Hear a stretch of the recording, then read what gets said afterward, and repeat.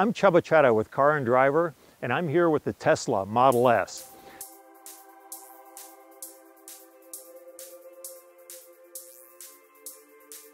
It's the second product from Tesla Motors, a company founded in 2003 by a bunch of Silicon Valley brainiacs. Their idea at Tesla was to build a car company of the future, which in their mind meant electric-powered cars. Their first product was the Roadster. Hit the market in 2008.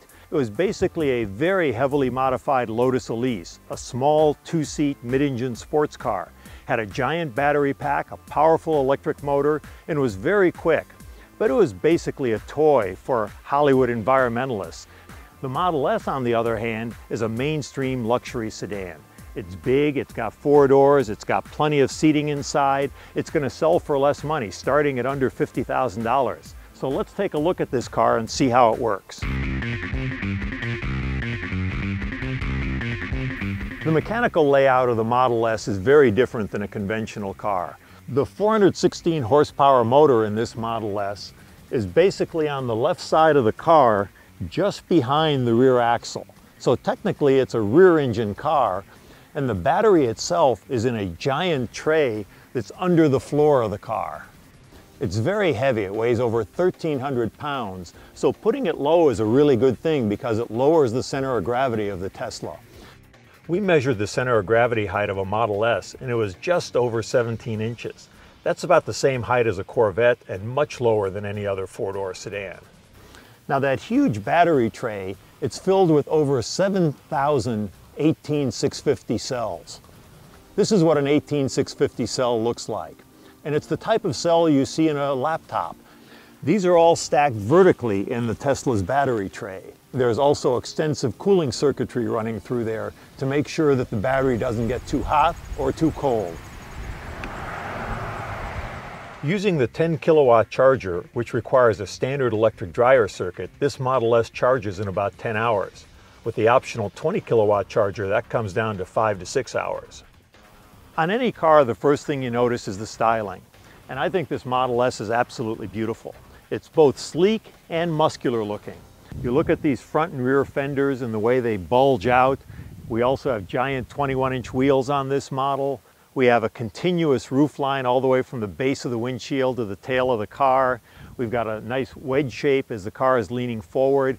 All of this talks about speed and power, and sure enough, it has 416 horsepower, so it ought to look muscular.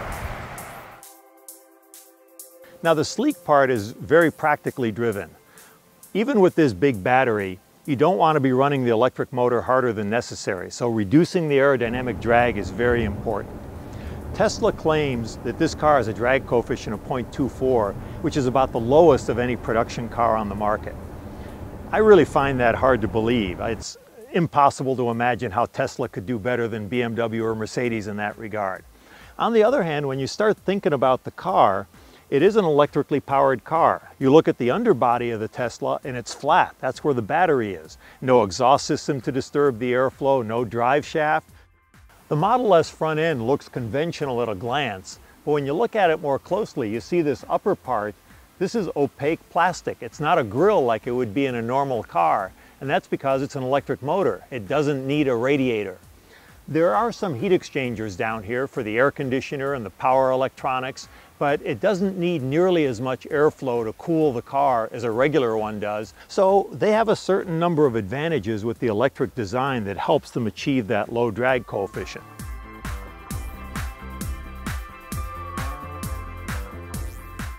So let me pop the hood on this Tesla. There's no engine here. And that's because the electric motor is actually back by the rear axle. So what we have on the Tesla is another luggage compartment up here. It's not huge, it's about 5 cubic feet, but this is actually a perfect size and height to put grocery bags in and not have everything flopping over. It's one of the advantages of having the electric power plant. In back, the Model S has another trunk. It's a hatchback. This top-of-the-line version has the power-operated hatch lid, and this gives you another 26 cubic feet or so of luggage space. This area on its own is bigger than any of the competitors have, And if you fold down those two back seats, you have a total of over 60 cubic feet of carrying capacity. So this is a remarkably practical car for a sedan. This model is also equipped with the optional rearward-facing third row seat, which is basically for kids. They have to be a little over 3 feet tall to use it, and they got to weigh less than 77 pounds. So it's not going to work for everybody, but if you got kids between 5 and 10 years old, you can carry 2 more of them in this car.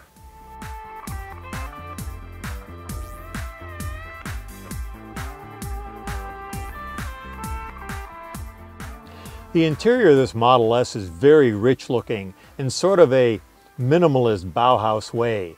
You look at these door panels, it's hand-stitched leather, different colors top and bottom. That same theme continues through the dashboard. Nice color contrast, nice stitching, beautifully finished. This is really lovely wood. In truth, I don't know if it's real or fake, but it feels real. It's actually got texture to it, and it doesn't have that overly glossy finish like so many woods do. I have no trouble finding a really good driving position in this car. This whole steering column seems to look like it came straight from Mercedes-Benz. The stalks and the controls are pure Mercedes, but Tesla has put its own unique trim on the steering wheel. The seat is very comfortable, but it's not really a sporty seat. It doesn't have a huge amount of lateral support. It does have a few missing options though. A lot of the luxury cars in this segment have an adjustable thigh support. This car doesn't have that. In fact, it doesn't even seem to have a memory seat, which is an unusual omission in a car of this class. But still, I've been very comfortable driving this car for hours at a time.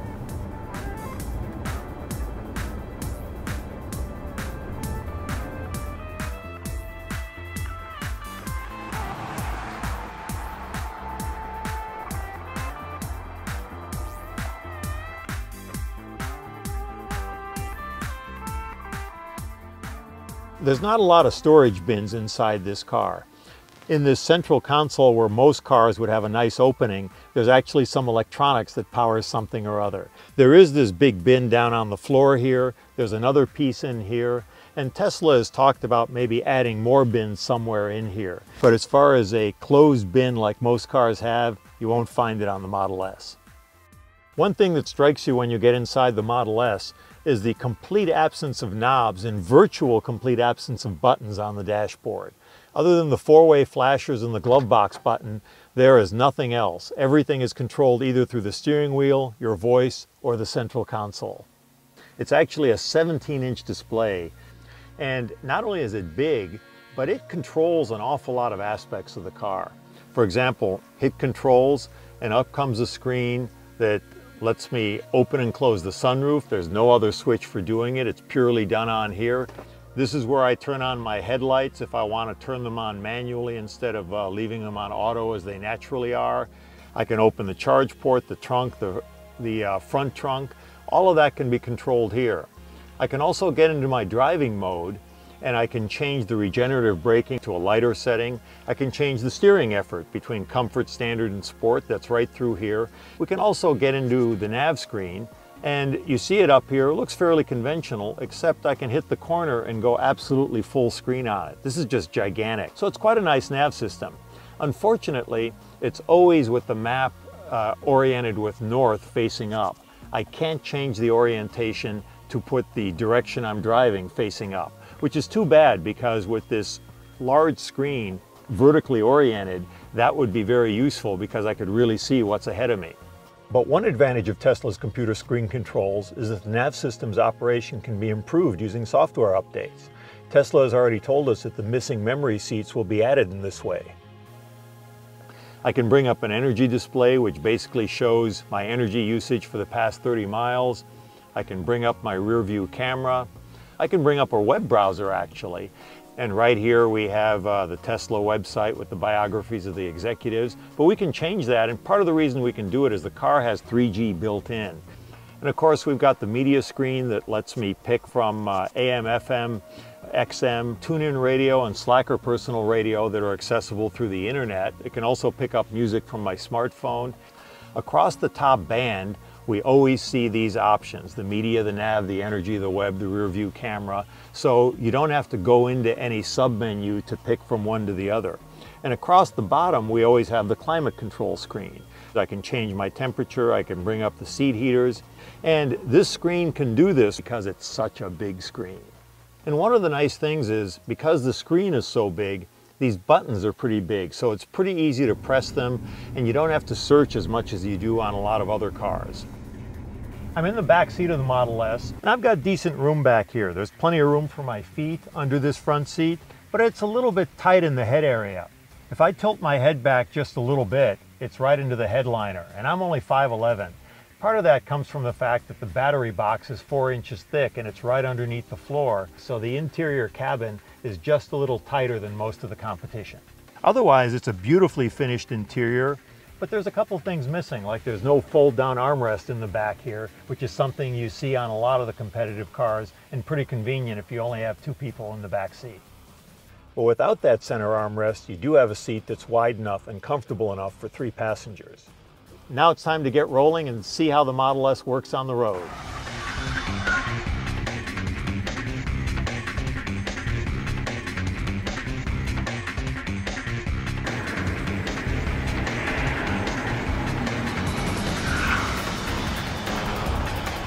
The main instrument cluster right in front of me here is just another computer screen.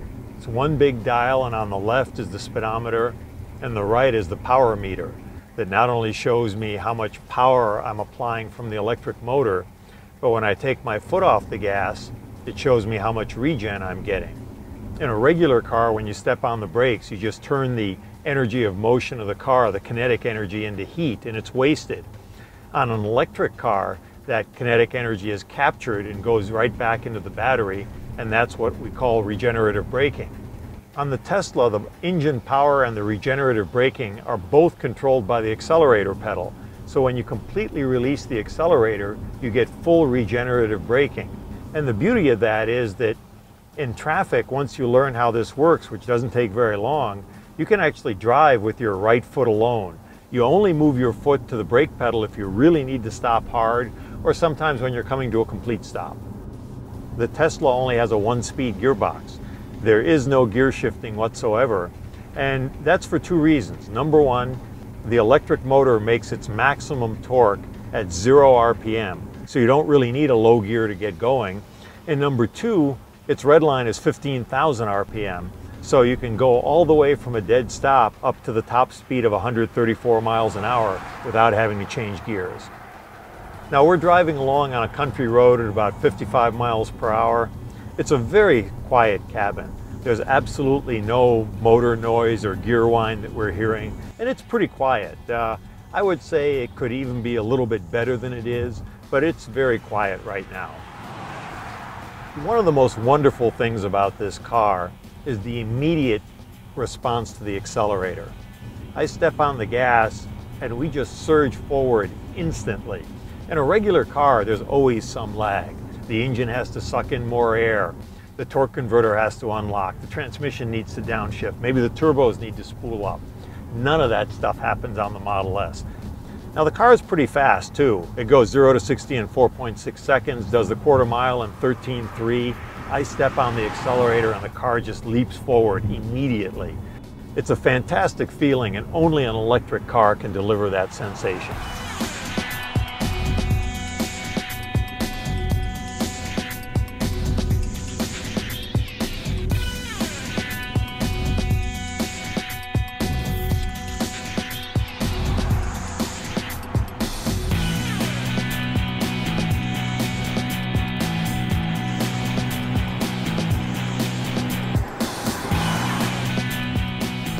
I'm really surprised to be hearing myself say this because I'm a gasoline engine guy, but you spend a little time with a powerful electric motor car and it's pretty convincing. The Tesla Model S's natural competitors are the sexy German luxury sedans. These are cars like the Audi A7, the BMW 650 Grand Coupe, and the Mercedes CLS. They sort of match the sleek lines of the Tesla. They're about the same size, and they've got V8 engines that deliver about the same power. Now this car stacks up pretty closely with those things. It has about the same size interior, maybe a little bit bigger in the front seat, a little smaller in the back seat. It has way more luggage room than any of those cars do, and it's got very similar performance. At the test track, it's a few ticks slower 0 to 16 in the quarter mile than most of those V8s, but it's got that instantaneous response that we love so much. And it's basically priced on top of those cars. The German cars cost from $75,000 to $85,000 base price, and the Tesla Model S performance version also costs about $85,000, but it doesn't have as much equipment on it. This one behind me is a signature performance model and has a base price of $97,900, and it has a few options that kick it up to almost $103,000. And that's after the $7,500 federal rebate you get with an electric car. So you're going to pay more for this car. And what that comes down to is, for the Tesla Model S to make sense, you still have to want an electric car because you're going to pay an increment for it. But if you do want an electric car, this one has the range to really get around a major metro area for a full day of driving. It still won't work on an interstate because it takes too long to recharge and has too short a range. But for real city use, this car will get the job done. And it's the first electric car I would consider owning. I'm Chubba Chetta with Car and Driver. See you next time.